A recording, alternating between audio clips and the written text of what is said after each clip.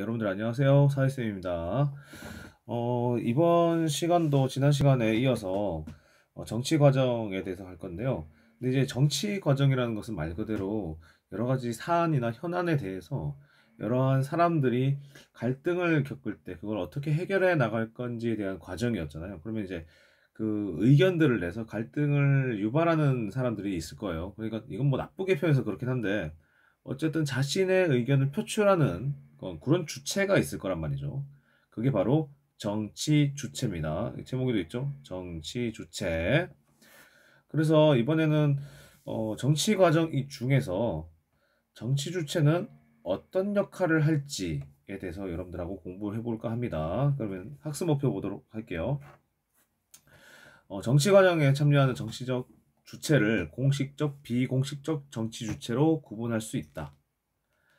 이 정치 주체라는 것이 여러 다수의 사람들이 모여 있는 집단, 조직일 수도 있고 개인일 수도 있어요. 근데 그게 우리가 알고 있는 정부 조직이라든지 아니면은 국회에서 일하는 정당 조직이라든지 그런 공식적인 조직일 수도 있는데 그러니까 주체일 수도 있는데 그렇지 않은 경우도 있어서 그걸 바로 비공식적 정치 주체라고 표현하기도 합니다.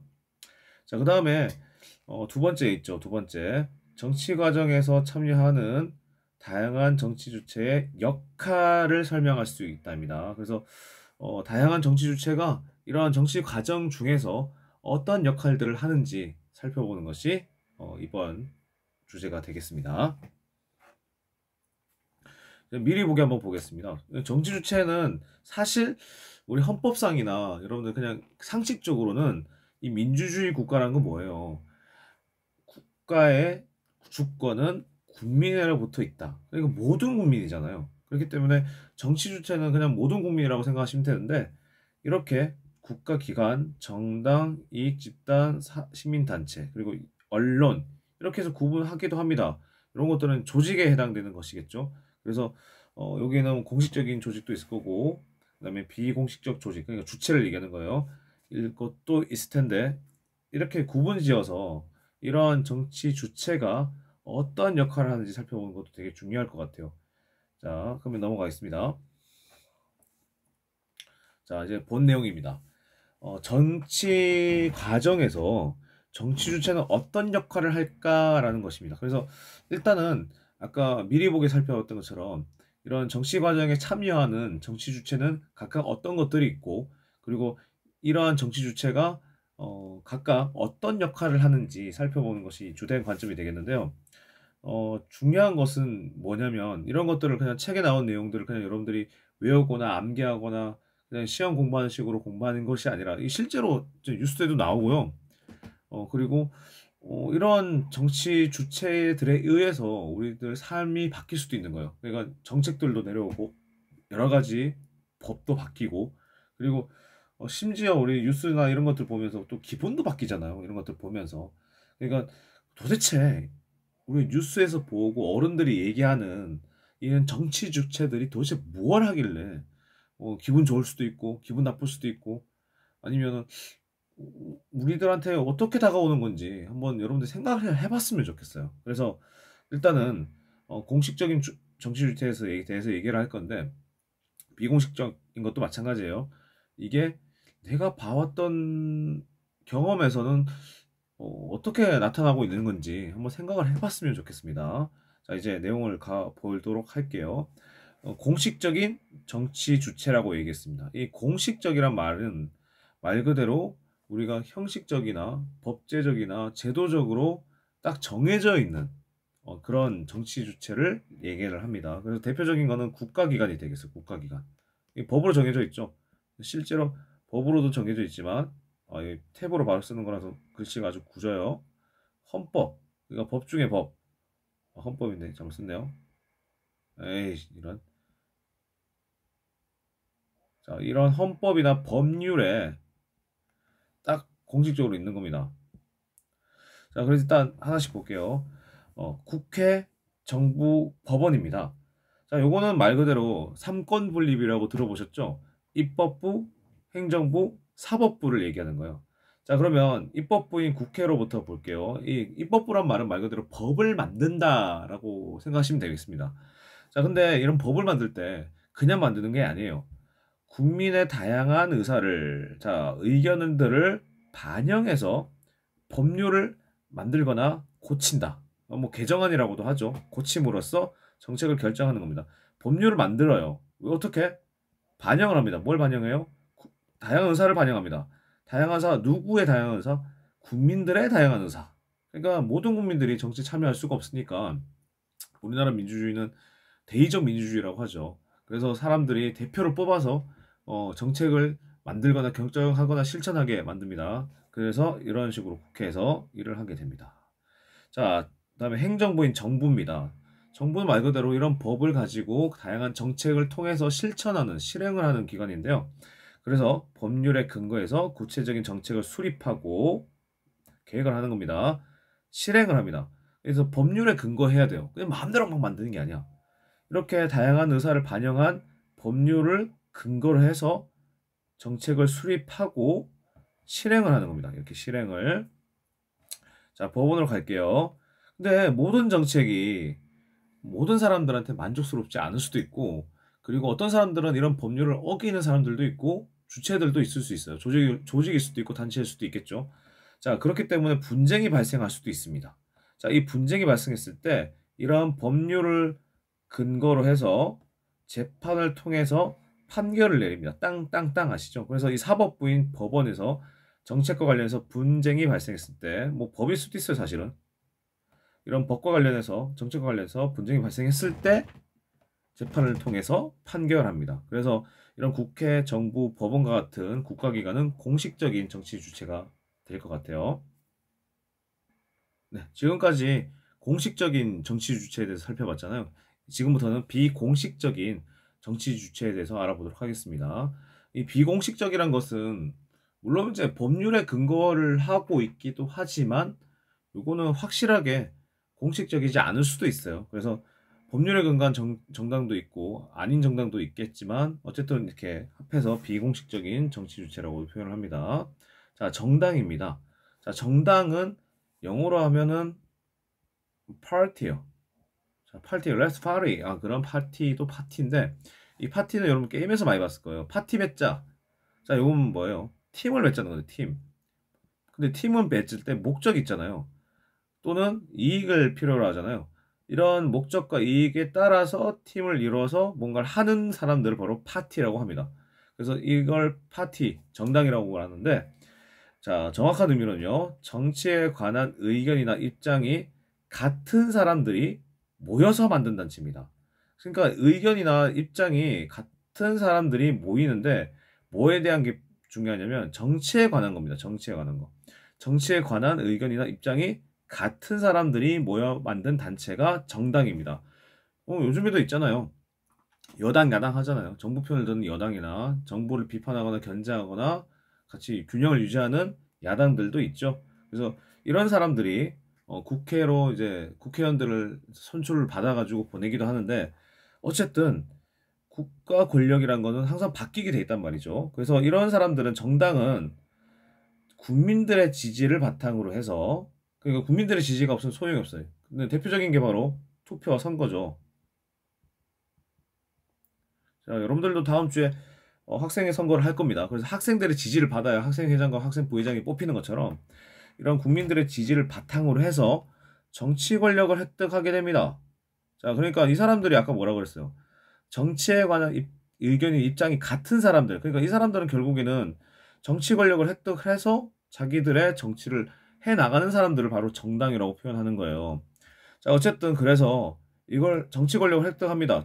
투표한 선거를 통해서 그래서 국민의 지지를 바탕으로 해서 자신들의 정치적 목표를 실현하고자 합니다.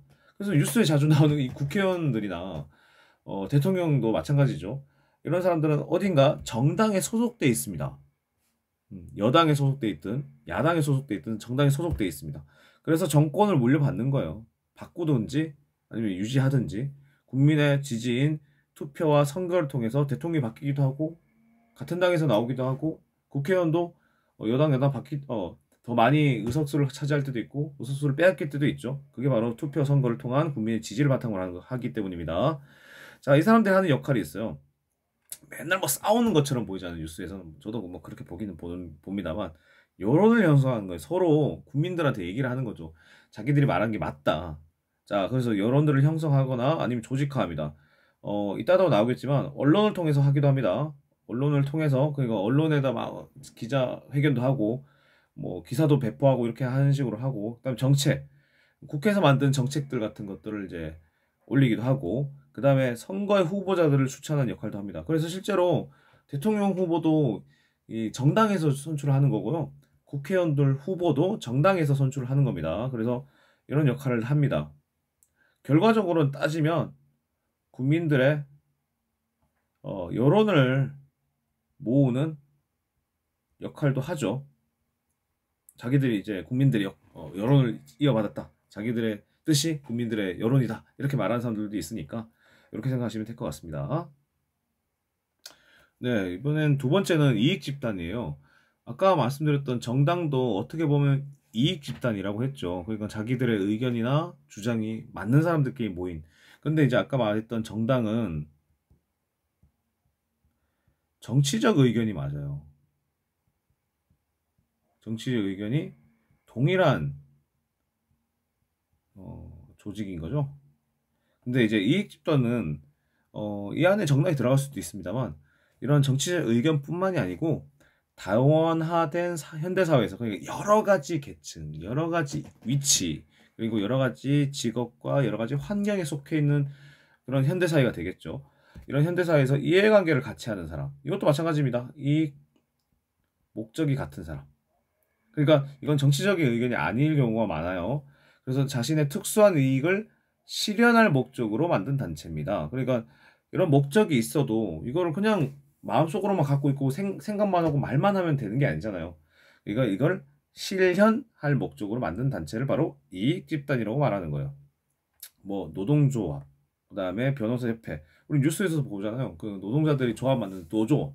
그래서 뭐 파업도 하고 자기들 의견도 막 사장들한테 관리자들한테 얘기하고 하는 거잖아요.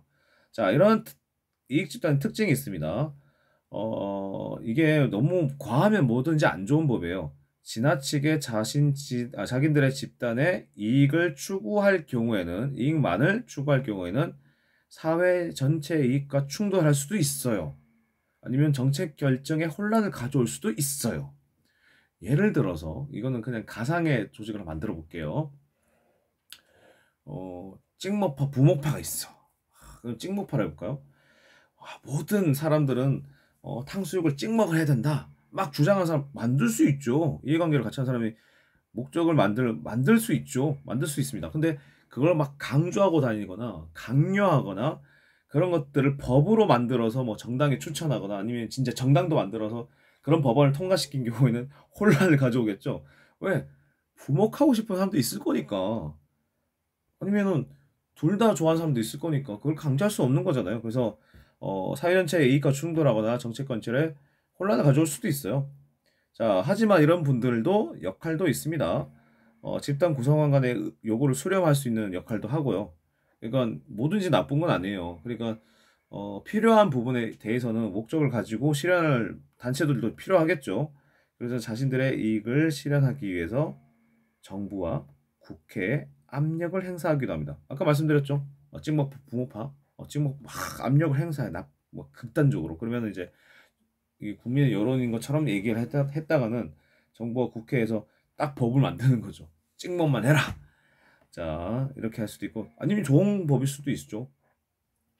국민 고객이나 사회 전체적으로 혜택을 누릴 수 있는 그런 법안이나 아니면 크게 큰 그림을 그려서 뭐 자연을 보호합시다 아니면 인권을 보호합시다 이런 평화를 추구합시다 이런 요구를 하는 단체들도 나올 수 있으니까요. 이런 걸 압력을 행사해서 이런 정부나 국회에서 법을 만들거나 집행을 하거나 할 수 있겠죠. 네, 이번에는 시민단체입니다. 이 시민단체는 주변에 많이 있어요. 무슨 협회 이렇게 뭐 많은데 의미를 한번 보겠습니다. 사회 문제를 해결하고 공동체의 가치를 지켜나가기 위해 시민들이 자발적으로 만든 단체를 시민단체라고 합니다. 그러니까 중요한 건 이거죠. 사회 문제를 해결하자. 그리고 공동체의 가치를 지켜나가자. 그래서 누가 만든다? 시민들이 타의적으로 막 강제적으로 만든 게 아니고 공식적으로 만든 게 아니고 자발적으로 만든 단체를 바로 시민단체라고 부르는 거예요. 자, 그래서 참여연대나 한국 소비자 단체 협의회 이런 단체들이 시민단체가 되겠는데 다른 시민단체도 많아요. 과제를 하나 드릴까요? 여기 나와 있는 이 예에 나와 있는 단체들 말고 다른 단체들은 없는지 한번 게시글에다가 과제글에다가 적어주길 바래요. 시민단체 중에 이런 두 단체 말고도 다른 단체는 없는지 찾아서 올려주시기 바랍니다. 자, 이런 시민단체는 사회 전체의 이익을 추구하기도 하고요. 모든 분야에 걸쳐서 활동을 합니다. 다양해요, 진짜. 다양해요. 소비자의 권익을 위해서, 아니면은 자연 보호를 위해서, 아니면은 어린이들을 위해서, 아니면은 학습을 위해서 여러 단체들이 나올 수 있어요. 자, 그래서 역할을 보면 시민들의 정치 참여 유도 및 여론을 형성합니다. 이런 분들이 캠페인도 하고요. 아니면 호소하기도 하고 기자회견도 하고 언론 활동도 해서 시민들이 이런 부분에 이런 문제가 있었구나 라고 생각을 하게 만들어서 정치 참여를 유도하게 하거나 여론을 형성할 수도 있습니다. 그래서 이런 분들이 하시는 일들은 보통 보면 사회 문제가 해결돼야 된다고 얘기를 해요. 그래서 대안을 제시하기도 하고요. 환경단체들 같은 경우에는 뭐 국가나 정부에서 뭐 이런 것들을 건설하는데 안 됩니다. 이거는 산림을 훼손할 수도 있어요. 아니면 바다를 훼손할 수도 있어요. 자, 하지 말고 사람과 자연이 서로 상상해서 잘 나갈 수 있는 방법을 찾아봅시다. 그래서 대안을 제시할 수도 있고요. 여기 있죠. 국가기관의 정책 결정 및 집행 과정도 감시할 수 있어요. 지금 정부가 하는 것은 환경을 훼손하는 것입니다. 아니면 이 법은 실효성이 없어요. 어린이들을 보호할 수 없어. 우리 도로에 아무리 이렇게 뭐라고 해야 되지? 어린이 보호구역만 설치한다고 해서 다 해결되지 않아요. 실질적인 법이 필요합니다. 이렇게 할 수도 있고요. 잘못된 정책 결정 및 집행도 비판할 수 있어요. 왜 이렇게 하지 않습니까? 법은 이렇게 돼 있는데 왜 이렇게 하지 않죠? 아니면 헌법에 있는 그대로 인권을 존중해야 되고 해야 되는데 왜 인권을 유린하는 행동을 하죠? 이런 식으로 결정이나 집행에 대해서 비판할 수도 있습니다. 이건 시민단체의 역할이 굉장히 중요하다고 볼 수 있죠. 그래서 사회가 바뀌기 위해서는 시민단체 혼자 다 하는 건 아니겠지만 여러분들의 참여가 굉장히 필요하다고 볼 수 있겠죠. 그러니까 시민단체에 꼭 뭐 이렇게 가담을 하거나 여기에 조직에 들어가라 이런 얘기가 아니고 우리 스스로도 개인적으로도 이러한 노력들을 해보는 게 좋을 것 같아요. 국가기관이 굉장히 다 잘하는 건 아니거든요. 정책 결정 및 집행 과정 감시하기도 하고 이런 결정에 대해서 집행에 대해서 비판하는 그런 사고도 가져야 됩니다. 그러려면 일단 관심을 가져야겠죠. 제일 중요한 건 뭐다? 관심이 굉장히 중요하다. 그냥 우리가 그냥 하루하루 살아가는 데만 집착하게 되면 큰 틀의 사회 변화의 모습을 지켜볼 수가 없고요. 결국에는 우리한테 돌아옵니다. 그게 혜택이 될 수도 있고 불이익이 될 수도 있고 그런 점을 잘 생각해 보셨으면 좋겠습니다. 네, 이번에 언론입니다. 자, 언론은 잘 아시는 거예요. 뉴스, 신문 기사, 인터넷 매체 이런 거 다 언론입니다. 자, 우리 대중매체에 대해서 배웠죠. 많은 뭐 불특정 다수라도 그럴 수도 있어요. 다수의 사람들이 소식이나 여러 가지를 들을 수 있는 매체를 대중매체라고 하죠. 매스 미디어라고 표현했죠. 자, 이를 통해서 어떠한 사실을 알리거나 여론을 형성하는 활동을 합니다. 그러니까 중요한 건 대중매체로 활용한다는 거죠. 옛날에는 신문이나 라디오를 많이 활용했었는데 요즘에는 뉴미디어라고 해서 꼭 TV뿐만이 아니고 인터넷, 유튜브, 요새 너튜브라고 해야 되나요? 어쨌든 이런 다양한 대중매체를 활용하기도 하죠. 자, 그래서 여론 형성에 중요한 역할을 합니다. 특징인데 중요한 건 이러한 언론에서는 공정하고 객관적인 보도를 전제해야 됩니다. 공정하지 않으면 안 돼요. 객관적이지 않으면 안 돼요.